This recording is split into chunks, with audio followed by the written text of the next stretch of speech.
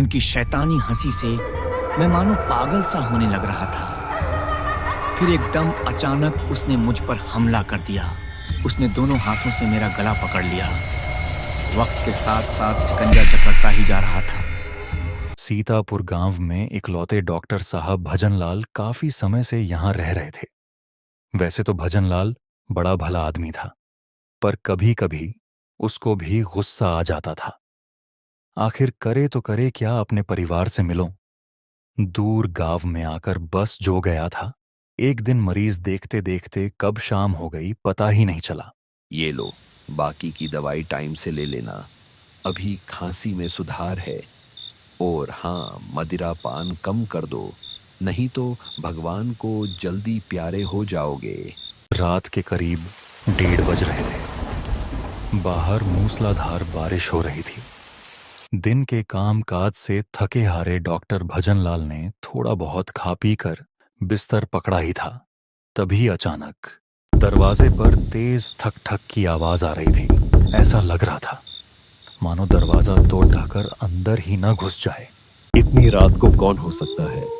दिन भर मरीजों को देखने के बाद वैसे ही थक चुका हूँ, अब यह कौन आ गया?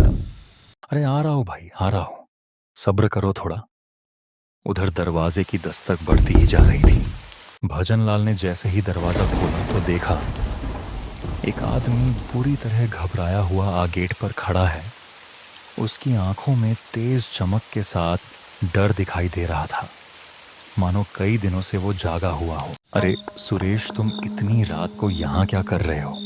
डॉक्टर साहब, मुझे बचा लो, नहीं तो मैं पागल हो जाऊंगा। मुझे बचा लो डॉक्टर साहब। डॉक्टर ने गौर से सुरेश को देखा। वह सच में डरा हुआ था और अजीब अजीब बातें कर रहा था। पता नहीं कहां से आया था वो ऐसी काली बरसाती रात में। अरे बाहर खड़े खड़े क्यों भीग रहे हो? आओ अंदर आ जाओ, फिर बात करते हैं। भजनलाल ने सुरेश को गर्मा गर्म चाय का गिलास देते हुए बोला। अब बताओ सुरेश, ऐसी क्या बात हो गई? तुम इतने घबराए हुए क्यों हो? डॉक्टर साहब, मैं पास के गांव में मजदूरी करता हूँ। गांव में रामू सेठ के घर काम पर गया था। आज सेठ के यहाँ काम करते करते काफी देर हो गई। सेठ काफी रहमदिल आदमी है। उसने मुझे कुछ पैसे भी दिए ताकि बच्चों के लिए मिठाई ले लूं। मैं जब वहां से लौट रहा था तो रास्ते में तेज हवाएं चलने लगीं। तेज हवाओं के साथ जोरदार बारिश शुरू हो गई। ज्यादा भीगने के कारण मैं कहीं छिपने की जगह देख ही रहा था कि गांव के आखिरी छोर पर वो पुराने जमींदार का घर नजर आया। डॉक्टर मदनलाल थोड़ा गंभीर और हैरान होकर बोले, वो काली पहाड़ी वाला घर? उस घर में तो कोई नहीं रहता। तुम्हारा वहम होगा सुरेश। मैंने उस घर के बाहर एक लालटेन लटकी देखी। लालटेन की हल्की सी चमक देखकर मैं उधर जा पहुंचा। मैंने सोचा, इतनी बारिश में यह कैसी रोशनी जाकर देखता हूं।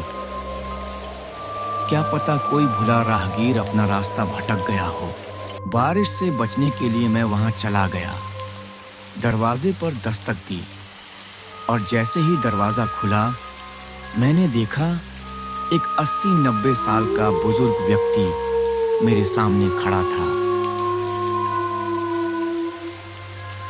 डॉक्टर साहब, उसे देखकर ऐसा लग रहा था मानो जैसे यमराज साक्षात धरती पर आ गया हो। उसे देखकर मैं घबरा गया। मेरे हाथ पांव मानो सुन से पड़ गए हो। मुझे तो खड़े खड़े मौत ही आ रही थी। फिर क्या हुआ? बोलो, जल्दी बोलो। कि तभी अंदर से एक औरत निकली। उसके चेहरे पर अजीब सी शांति थी। उसने कहा, इसे अंदर आने दो पिताजी, बेचारा बारिश में भीगकर कहीं मर ही न जाए। चलो आज यही सही। ये सुनकर मेरे रोंगटे खड़े हो गए। मैं तो दबे पांव वहां से निकल ही रहा था कि तभी। अरे इतनी बारिश में कहाँ जाएंगे आप? थोड़ी देर हमारे साथ भी रह लो, आपको खा थोड़ी जाएंगे। न चाहते हुए भी मैं न जाने क्यों उसकी तरफ खींचा चला गया। मानो कोई रूहानी ताकत मुझे अंदर जाने के लिए मजबूर कर रही हो। मैं अंदर बैठा ही था कि थकान के मारे मेरी आंख लग गई और मुझे नहीं पता मैं कब सो गया। पर जब आंख खुली तो मैंने देखा पूरे घर में काला धुआं फैला हुआ है। पूरे घर में से मरे हुए जानवरों की बदबू आ रही थी। मैं पूरा घबराकर पानी पानी हो गया था। मैं जैसे ही बाहर जाने के लिए दरवाजे की तरफ मुड़ा, मुझे खिड़की से अजीब मंत्र जाप की आवाजें मुझे बहरा कर रही थी।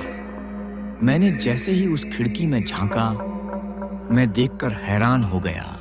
क्या देखा तुमने? सुरेश बताओ, मुझे जल्दी बताओ।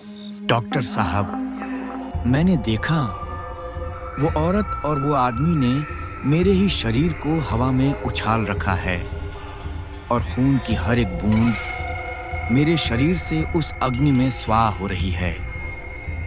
ये देखकर मेरी रूह कांप गई। मुझे यकीन नहीं हो रहा था, यहाँ क्या हो रहा है। डॉक्टर साहब, वो कोई इंसान नहीं थे। उन्हें देखकर लग रहा था मानो वो किसी चीज की सिद्धि कर रहे हों। फिर जैसे ही उन्होंने मुझे देखा, आ जाओ सुरेश, देखो हमने तुम्हें परमात्मा से मिलवाने का इंतजाम कर दिया है। तुम्हें इस संसार से मुक्ति देकर आत्मा से परमात्मा का मिलन करवाएंगे। फिर वो दोनों हंसने लगे।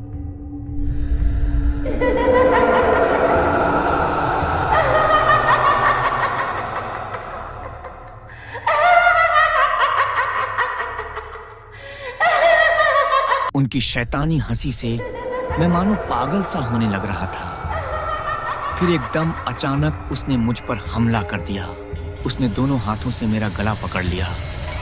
वक्त के साथ साथ सिकंजा जकड़ता ही जा रहा था। और फिर क्या हुआ सुरेश? बोलो, जल्दी बोलो सुरेश, मेरे सब्र का बांध टूटता ही जा रहा है। इतना बोलकर सुरेश चुप हो गया। पूरे कमरे में सन्नाटा सा छा गया। सुनसान रात के 2:30 बज चुके थे। इतने में डॉक्टर साहब सुरेश से बोले, कहानी तो अच्छी है, तो फिर वहां से निकलकर तुम सीधे यहां आ गए। बोलो ना, तुम कैसे बच गए, बताओ मुझे सुरेश। कौन कहता है डॉक्टर साहब मैं बच निकला? मैंने तो शुरू से लेकर आखिरी तक ये कहा ही नहीं।